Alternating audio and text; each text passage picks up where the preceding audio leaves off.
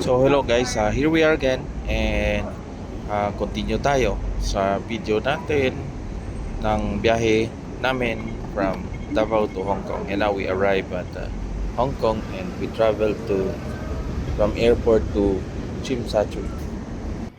And dahil nagutom na kami ay dumiretso kami sa Jollibee Tsim Sha Tsui at tinikman namin yung mga different flavors and products ng Jollibee na wala sa Pinas. At maraming mga herbal shops and pharmacies dito guys. So pagkatapos namin kumain ay dumiretso kami naglakad papuntang Victoria Harbor. Ang Victoria Harbor ay matatagpuan din sa Tsim Sha Tsui area. At dito natin makikita yung nightly na symphony of lights nila, in which gabi-gabi naman ay pinapakita nila ang gilas ng mga ilaw ng mga buildings na kaharap sa Victoria Harbor. I know, thanks. Tandaan ang mga pupunta dito at nanonood gabi-gabi ng mga ilaw. At pagsapit ng alas 8 ng gabi, ito ang iyong makikita. So marami ka rin makikita ang mga bangka or malalaking yacht.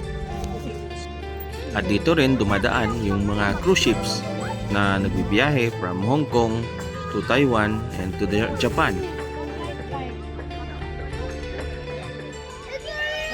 Oh my God!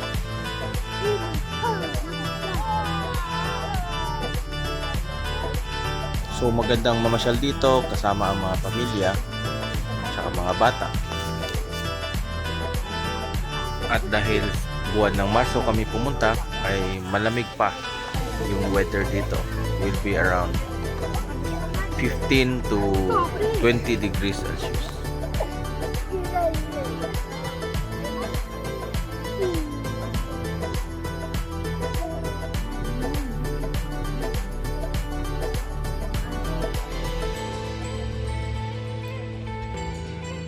Kaya pag pumunta kayo ng Hong Kong ay huwag niyong kalimutang dumaan dito sa Victoria Harbor sa Tsim Sha Tsui.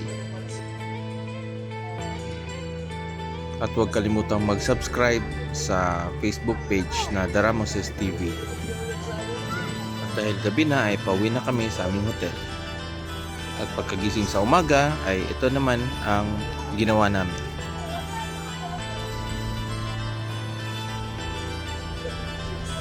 Namasyal, nag-ikot, and nag-window shopping. At abangan na naman sa susunod na video yung mga paglilibot namin sa buong Hong Kong.